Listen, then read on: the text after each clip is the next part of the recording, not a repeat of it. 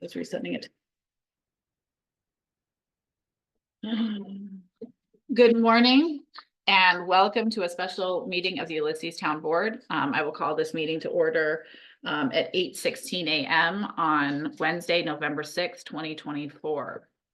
May we please have a roll call? Sure. Ms. Bouchard. Present. Ms. Weatherby. Present. Ms. Olson. Present. Mr. Boggs. Present. Mr. Goldman joining remotely due to extenuating circumstances.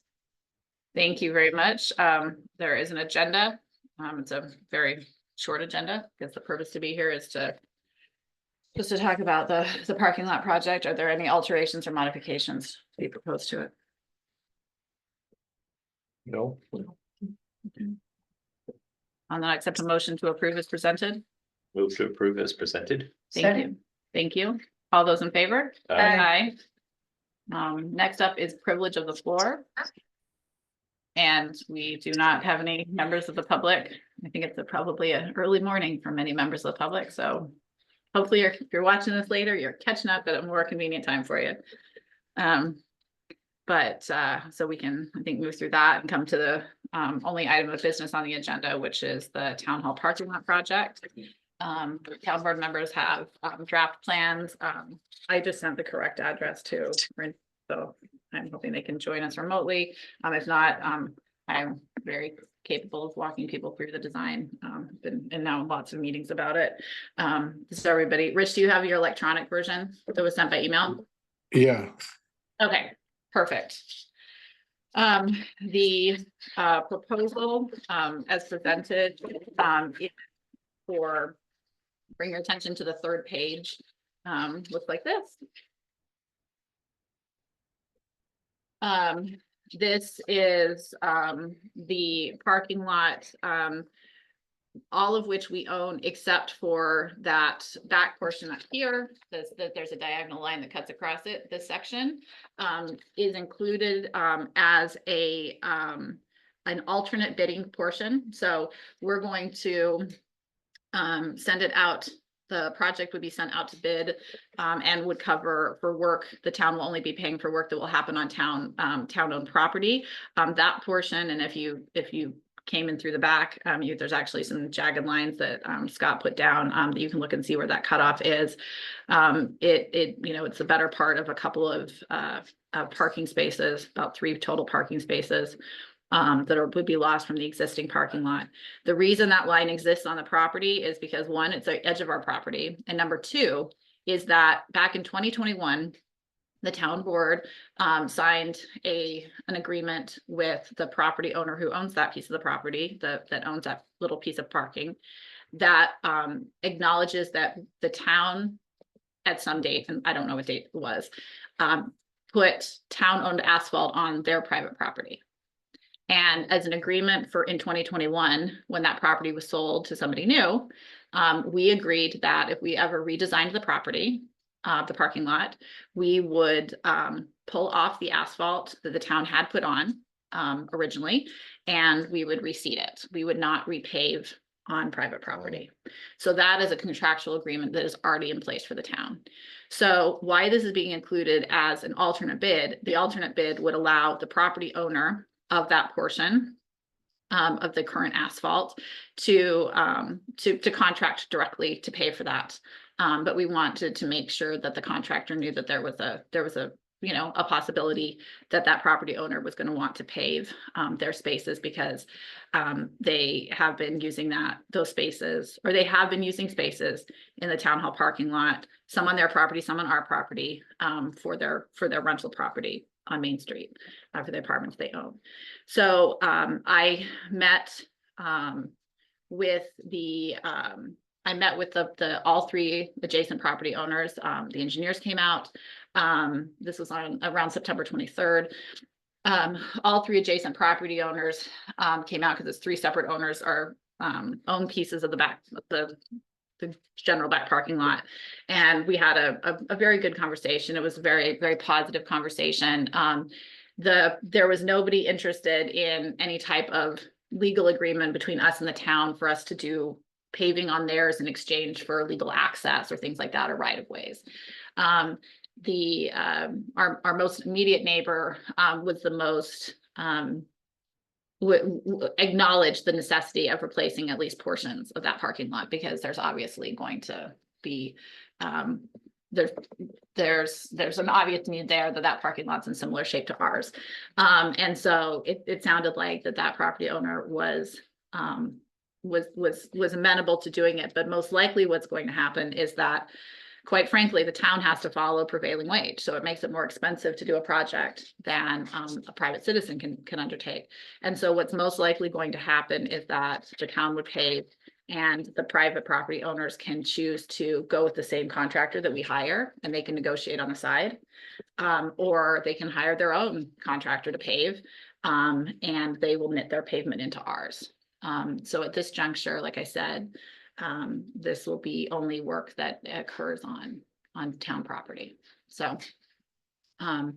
that's kind of where we are in terms of those conversations. What you can see, I'll kind of just walk you through the different components. The darker section right here, this is being bid as potentially related to making it heavier and more durable, because that stretch does experience heavier traffic and heavier vehicle traffic.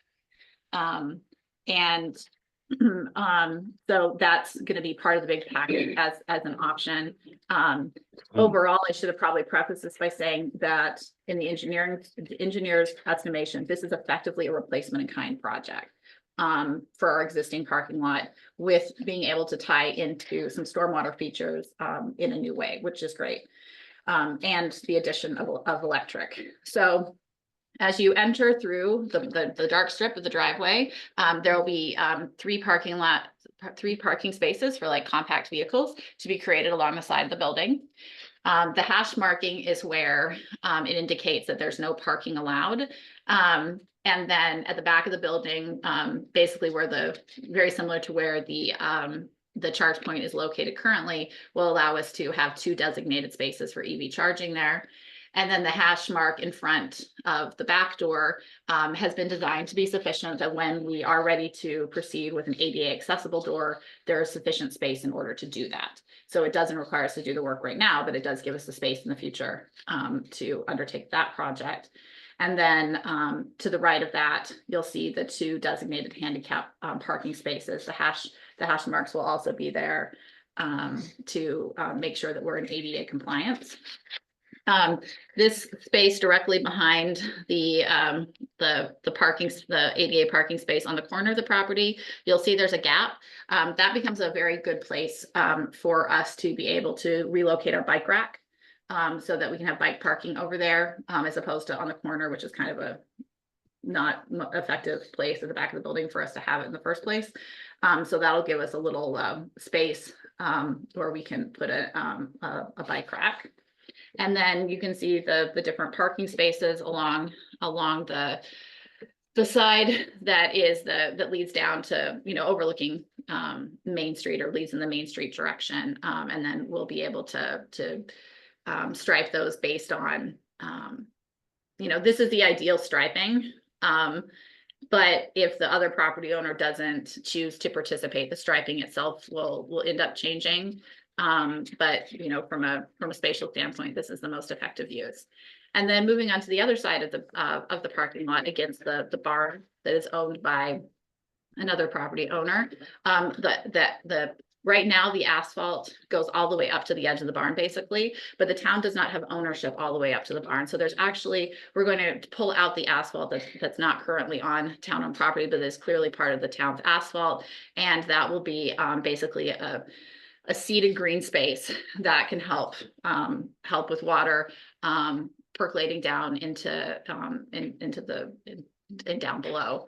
On that wall centered, you can see that there's a marker that there's a proposed light post, and there's more details about in that, but the idea is to put a light fixture there, and the light fixture itself is going to, I made it.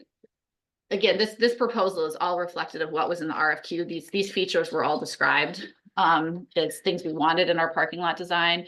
The purpose of the light is to provide improved safety. So electrical conduit will have to be run underneath the parking lot to go out to that portion of the parking lot. And the light itself, I've made it very clear that we want to be able to have it on a timer, so that we do not have to have it, you know, I don't think there's a lot of public meetings happening at midnight here, or 6 a.m. So, you know, setting a timer so that it's not, you know, constantly contributing light. I also indicated we want something that's dark skies compliant. We want to be good neighbors to both the humans and to the natural environment, but it does get pretty dark back there for a huge chunk of the year when people are coming out of meetings. So we would like to see some improved. It will not be it will not feel like a stadium, however. It's just an increase. They did propose that they could put a second light on the opposite side, directly across, so on that hillside that would lead down to the adjacent property. My take on it was I don't think we need that. It would add on probably an additional approximately $14,000 to the project. That was my interpretation or my impression, but we can certainly have a discussion about that, about how people feel about that.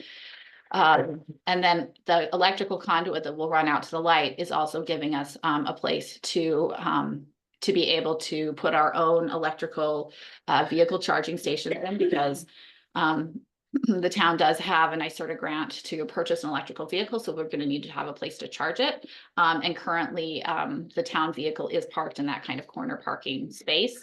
And so it makes sense to put those right now, we're only would be putting in one because of this juncture. We only have plans to buy one electric vehicle, but I could certainly see a future where the towns may need a second electric vehicle, you know, sometime down the line. And we have the ability with the electrical infrastructure there to add another one in the future should we choose to do so. So this proposal gives us the structure, the infrastructure necessary to put in the EV charger, but we are not including the EV charger in this proposal bid.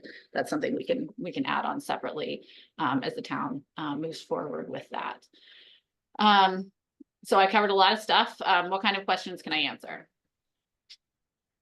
Is the old EV charger gonna be moved, or is that gonna stay there? It's a fence, it might move over just a little bit. The EV charger or the charge The one point. we have now? Yeah, it's staying effectively in the same spot. And so those two parking spaces that are currently informally there will be formalized. And the charger can reach both of them. Mhm. You have a list of the base bid and then the alternates? It is in the bid package that was emailed. I'm happy to go through you're welcome to go through the document itself. Probably the easiest way is just to pass it down. I was just gonna say it would be good for plowing and maintenance of the parking lot if that, but the EV charger we have right now, if you move it over to where the new one's going, Mhm. they're side by side. That way, if they park overnight, the cars are gonna be over there so that we can plow easier. You know, Okay. I don't- you- No, I understand. I definitely understand what you're saying.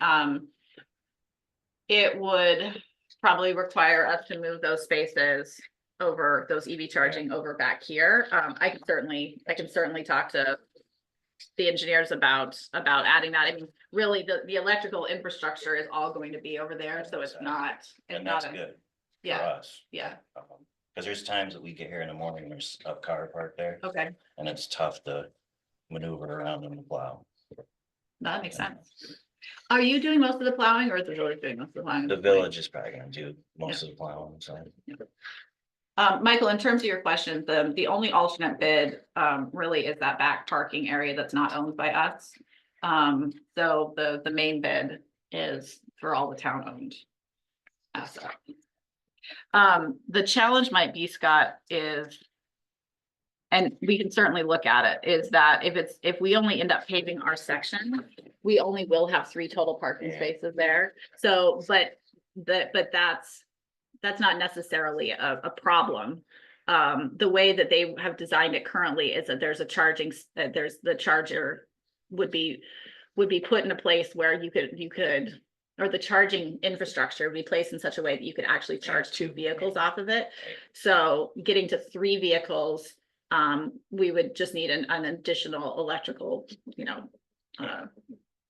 I mean, it doesn't happen all the time. It's just Right. once in a while.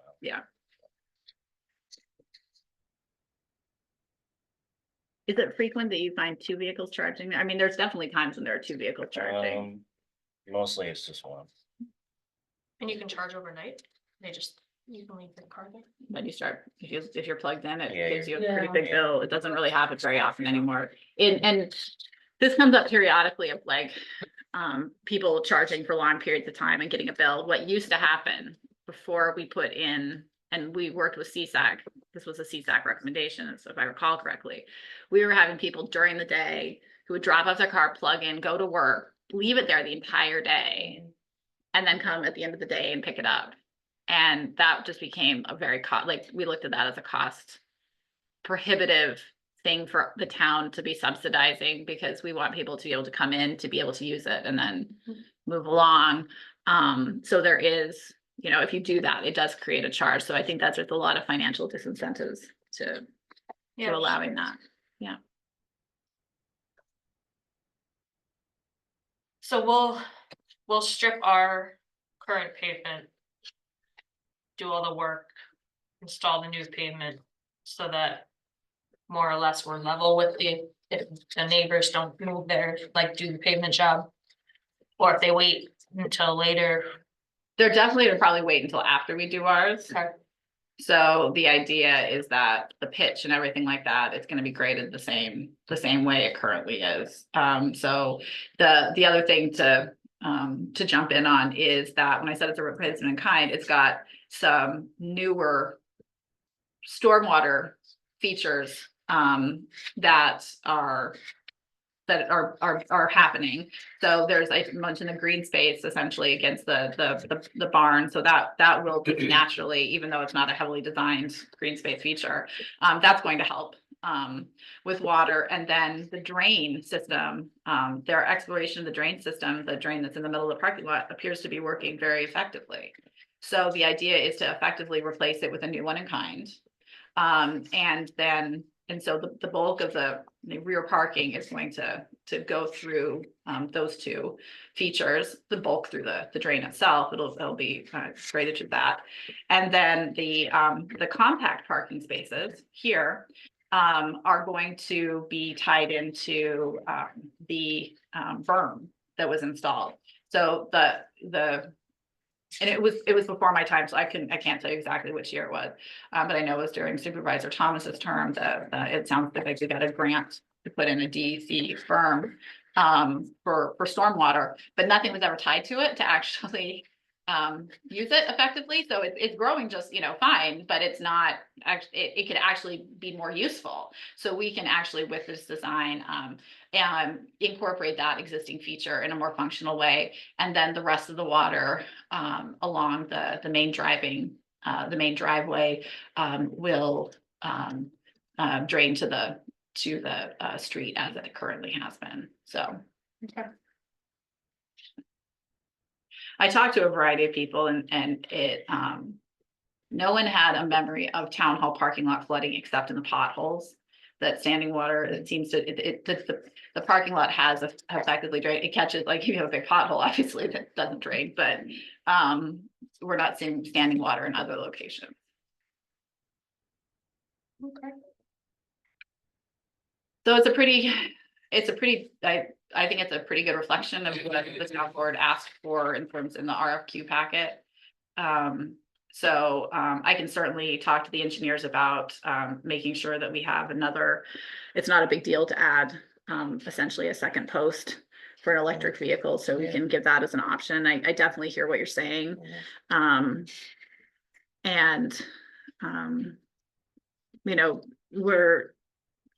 So we can move forward on that. Is there, how do people feel about the lighting? Does that seem like a reasonable approach?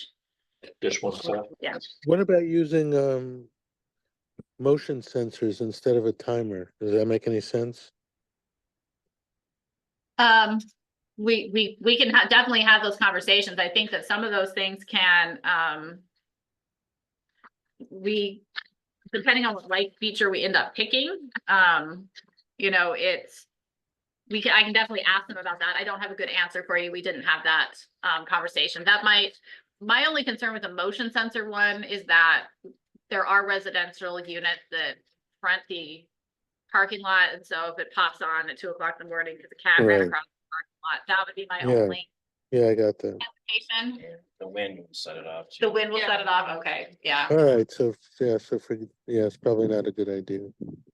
But the other thing, thank you for bringing that up, Rich, though, because the other thing I talked to the engineers about is that they are able to, the lighting has improved so tremendously in the last decade.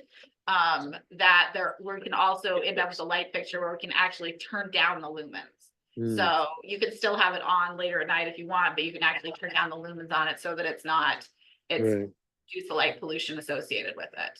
Okay. Carissa also made the good point when she reviewed it, that if we decide that we need more light, that we could look at different features installed on our building to help improve lighting instead of having to build new infrastructure in the parking lot. So yeah, thought that was a good one too. And I think when we go out at night, like especially the next couple Like weeks really. when we're after meetings and stuff, it's just pitch black at the back end. Oh, yeah. So that, I think that's the most important light. And we can always look at more lights later, but it's dark. Yeah, it is really dark. out there. It's really dark. Yep. And it wouldn't be associated with this project, so I don't want to derail it, but I do want the board to start thinking about. This is, the formalizing of the parking lot with spaces and all of that. We may want to start thinking about formalizing our management of it in terms of usage, the way the village has. For instance, there are, time limits on how long you can park. There are, you know, some rules governing it. I think that what's gonna happen is that because it's been such free flowing and there was that section at the back that was being treated possibly like ours, you know what I mean? Like, the property owner of the residential units has, you know, their residents, we don't go out and police and say, well, you're parking on town property right now. It's a very consistent number of rental units and cars coming in. And it's working right now, but having designated striped spaces may mean that there are actually come to be And fewer losing spaces. Yeah. We're losing spaces in the process of being a more formalized parking lot, which has its pros and its cons. We might really want to, you know, think about having a conversation about, do we want to have a 12-hour minimum or how are we going to manage those? We don't have to have that now, but it's been a very relaxed situation, I think, probably for the How long many, life how of many it. spaces are we losing? Well, we don't know how many, like, so we're not I mean, we potentially, so it's not a loss for us, but if the parking lot owner. Or if the owner of the lot, or I'm sorry, let me rephrase.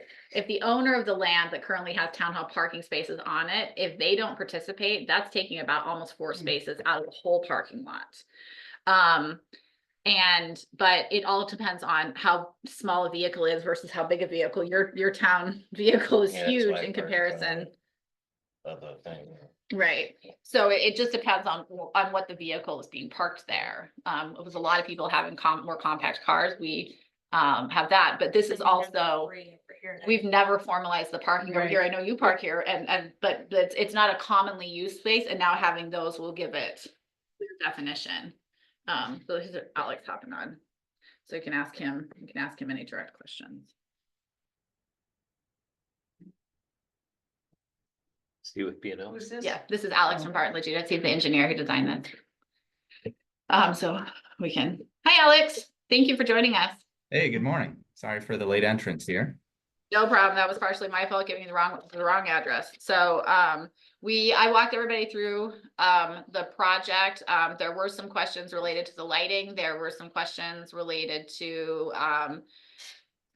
where we're placing the EV vehicles. Are there other questions we want to make sure Alex can have a chance to answer? There was a question about, I think I answered it correctly. There was a question about the bid package versus the alternates. Yeah. So that would probably be a great thing for you to specify, because I think I said it correctly, but I might not have.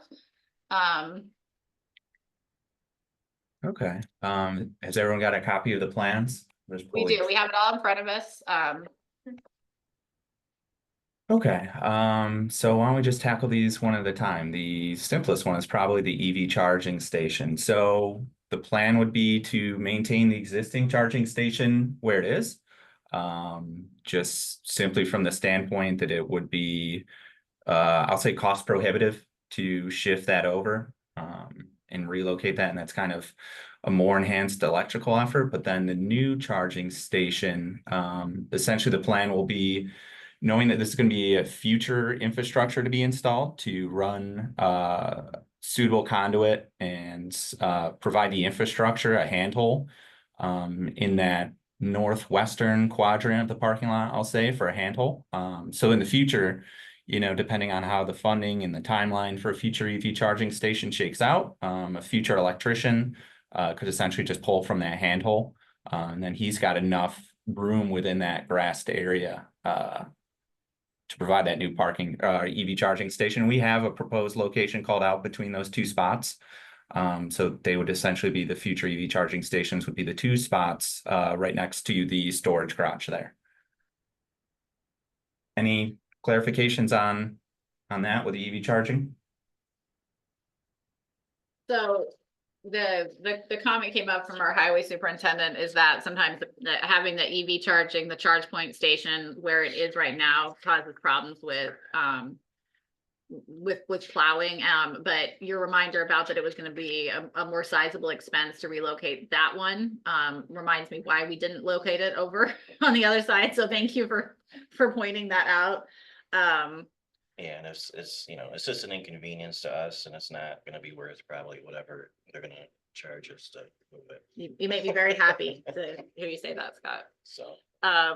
So that was one, and then the lighting, there was a question over whether or not with the lighting proposed, whether or not there was, it made sense to Rich raised the question about, doing like motion detectors on the light fixtures. We did have a discussion about that in terms of whether, whether it's appealing to us to have motion sensor lights for any number of reasons.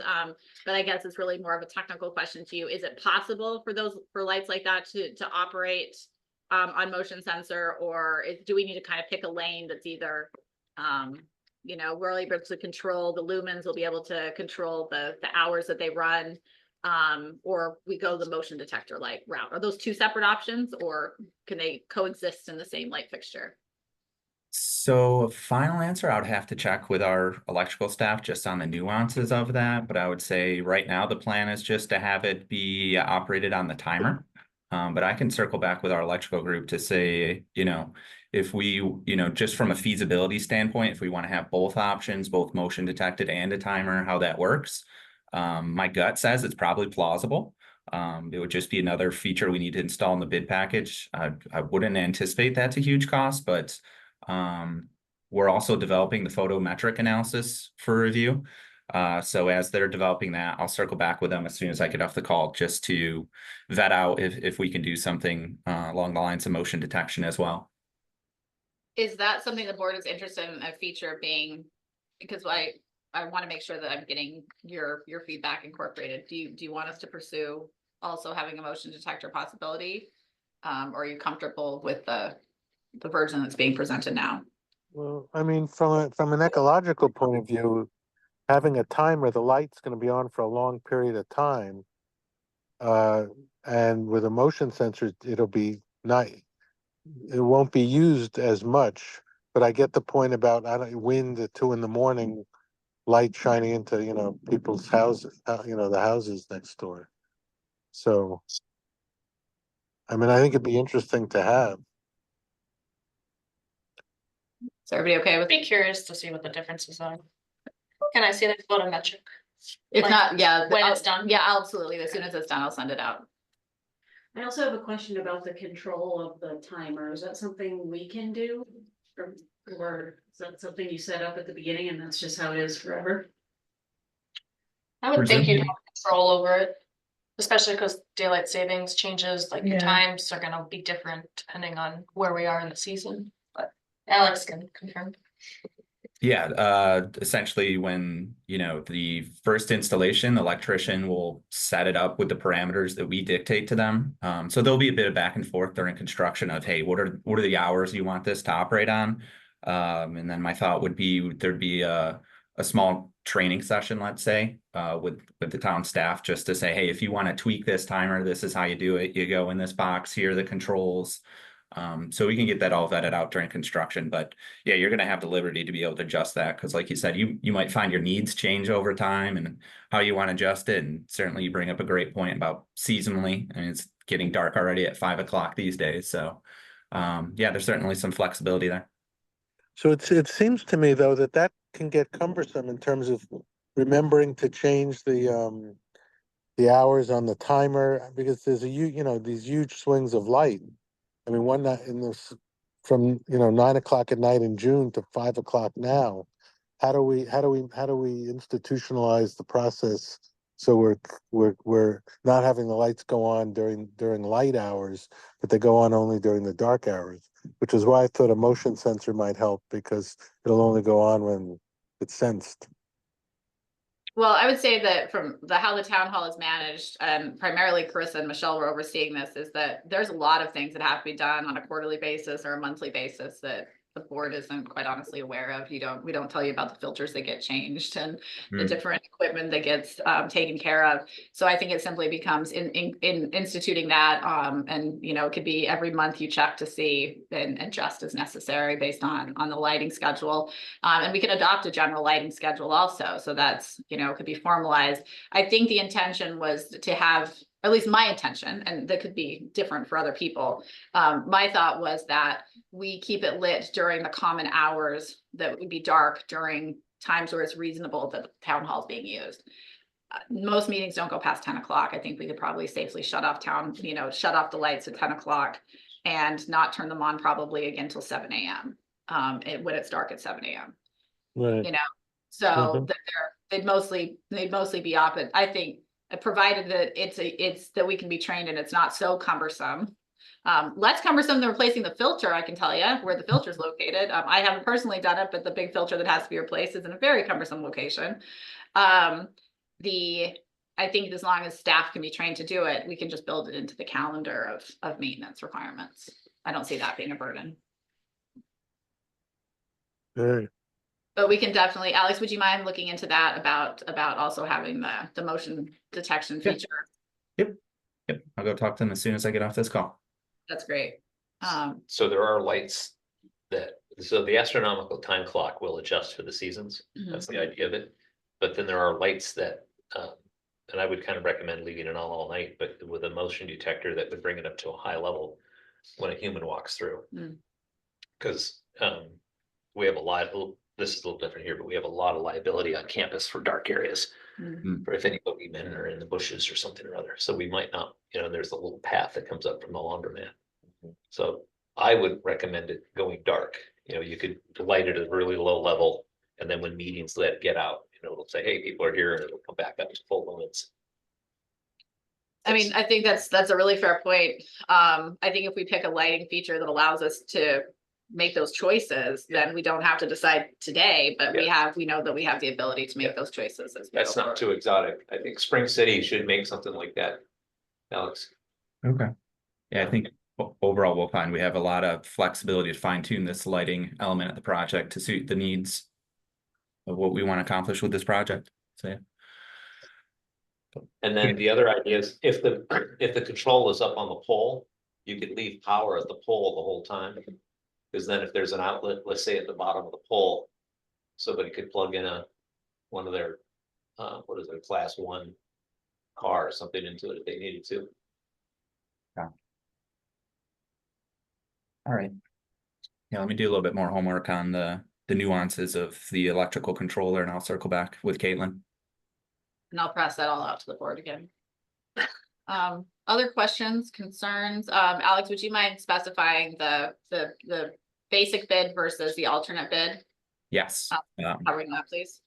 So are we talking about the specifics of how we're going to award the contract, or just what's in each base bid and bid alternate, just in terms of scope? Scope, please. Yeah, So- just scope. Folks. So the scope of the base bid is essentially all of the parking lot, but you know, the more interesting caveat is the bid alternate, which is going to be the reconstruction of the northernmost quadrant of the parking lot, which is outside of the town of Ulysses right of way. So that comes down to negotiating that with that parcel owner. If he's willing to invest and work with our contractor, do it separately.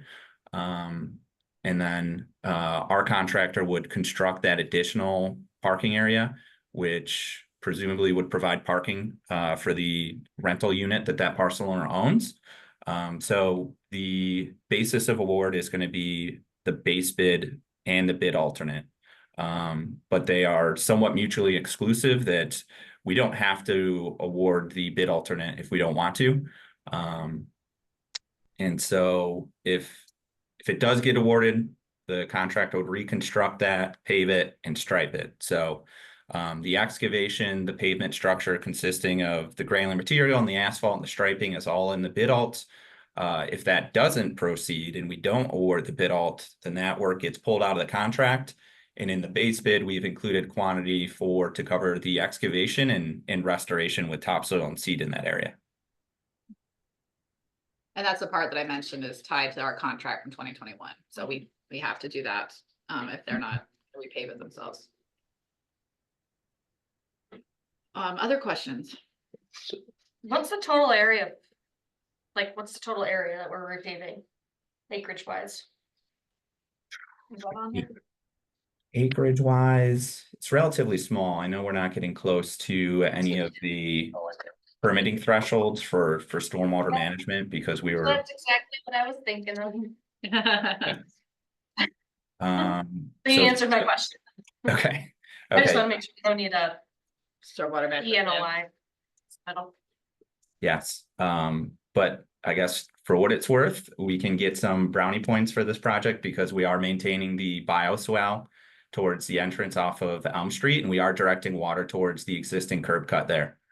So continue to be serviced by stormwater, which will keep it in good shape, keep the vegetation in good shape, and we're getting some treatment even though we don't necessarily need it. So if we did ever go down a path that someone, you know, through an environmental lens looked at the project, I would say, you know, hey, we're maintaining this existing site feature, which does have a benefit from a stormwater management standpoint. So that's good. But no, we're not even close to half an acre, I don't believe.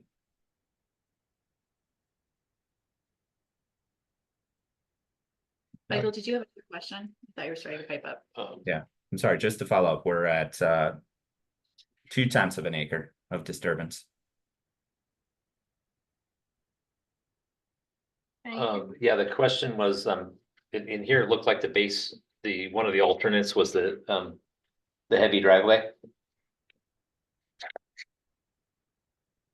Yeah, we're revising that the heavy driveway is just gonna be inclusive of the base bid.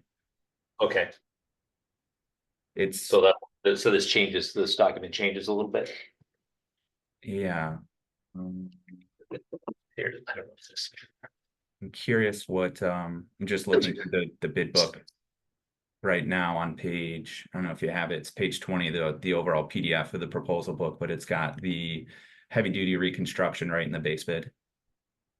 That mean, Have to do the asphalt. well, it's the areas, it says square yards. 140 square yards. Yes, 140 square yards. I'm just sharing that right now on the screen. So we'd previously had that as a bid alt, but considering, I think it's just a good idea to have in the base bid either way because it's beneficial to the longevity of the parking lot.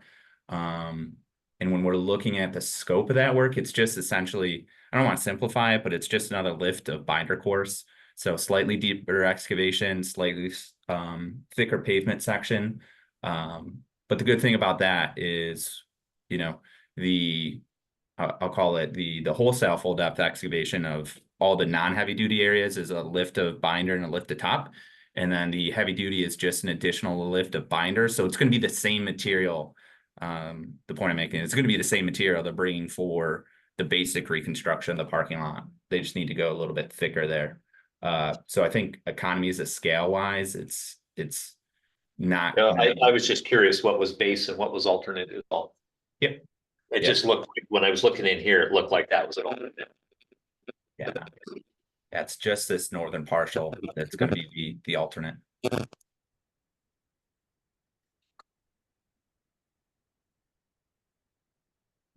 Any other questions? I think you guys have had some great ones, so thank you so much for your, You know, Your these are feedback. good questions. any more. Krista, did you have also, by you in there? Okay. Rich, did you have any other questions? No, I'm good. So, when I talked to Nate, we don't, the town board is not required to approve the package. The bid package, so there will be some tweaks that happen, if you see in the actual printout, there are some insurance places, there were some legal places that needed feedback, so you're seeing that draft version. We're talking to our insurance, company, today, about those, thresholds, that they want to see, for the contractor. But I think it's really important that the board does sign off on this, that you're happy and you felt like that you got your questions answered and that you're ready to move forward. So the resolution itself,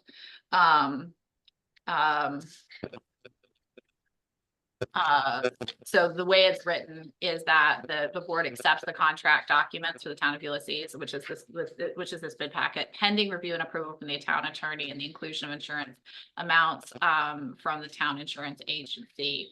And I would also include in that, based on this conversation and subject to minor engineering changes per town board discussion.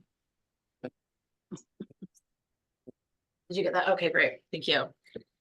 Because I think that you'll want to see those lighting features, get that feedback in there. So, and then that we are directing the clerk to advertise the documents once they're finalized in our paper record. And then we're also going to advertise it in other appropriate sources. That was all laid out in the RFQ, and B&L is taking the lead on the advertisement material, and then we'll post it as we traditionally post it, and we'll be sending it out to contractors directly as well. So if you have contractors that you're aware of in the area who do this kind of work, that would be great. The intention is to get this posted on Friday. And then the bid opening will be scheduled for December 6th, the Wednesday. And we will publicly schedule that by resolution at our next town board meeting after this has been posted. Because you actually, strangely, based on our history, we've always done the official opening designation after once it's actually been advertised. So we want to make sure that the dates are correct. So that's the intention. So then the public bid opening would happen on the 6th, and then the town board would be back for our regular December meeting on December 10th. The idea being that we can go into contract with a contractor at that meeting. Sorry to interject, just one quick comment on that. I believe it's December 4th. That Oh, one. I'm sorry. Thank you. Thank you for correcting that. I did not have it open in front of me, so thank you for being here to. Yep. And we have to have the contracts with the contractor signed by the end of this year. Right, but we think that the award of the contract, we should be able to do that and go into contract. You'll authorize, the intention would be that if you're happy with, the town board's happy with whoever we're signing the contract to, you can authorize me to sign that contract and pending legal review and all of that. And so I can get it signed executed before the end of the year. So right now, we're still on a very functional schedule and I want to publicly thank Barton and LaJudas for how great you guys have been to work with on this process, because there is a reason that nobody has redone that parking lot. There's a reason it was allowed to deteriorate for as long as it is, because it is a complicated pain in the butt parking lot. So too many owners, too many word lines, too many challenges, but we're here. So thank you for working us through. I know for you guys, it's a really small project, but it is for us, it's a rather large one. So It was still an interesting project though, just like you said, with all the adjacent owners and complexity that brought to the site. But no, we're happy to be part of the team. We're looking forward to getting a new parking lot constructed out there. you want me to move this? Yeah, so I just wanted to see if there were any other questions before. I know we hadn't approved anything. I I just just have a wanted to, question, the Yep. insurance, is that? Are we requiring the contractor to yes, pay an so, insurance amount to the town? so it's, Alex, would you Or- mind, could you tell me what page it is? We printed out a full copy of this wonderful document, but it's in black and white and you had highlighted it in yellow and I don't remember where it is. Yep. It's basically the insurance, levels that they have to hold. In Oh, order okay, to in cover us. case they Yeah, hit it's a- liability. Something. Yeah. Yeah, is it, to Alex's point in our last meeting, is it gonna be $3 million or do they want $7 million or what millions of dollars do we Right. wanna see them holding to make sure that the town's protected? Okay. Yeah. Did so- I? Yep, where are we? It's page 120 of the PDF.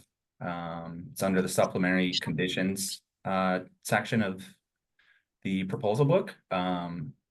Great, So we've kind of established some standard language. It's just working with the town attorney, how do you want to tweak this a little bit lower, a little bit higher? But yeah, this is pretty standard that the contractor would need to provide insurance, and that's kind of the back and forth that we'll need to vet out with the contractor once we have an apparent low bidder. In terms of executing agreement, a lot of that, following the notice of award becomes, okay, now show us your documentation of your insurance, provide us with all the necessary paperwork. So that's kind of what we'll follow through with once we have, again, an apparent low bidder.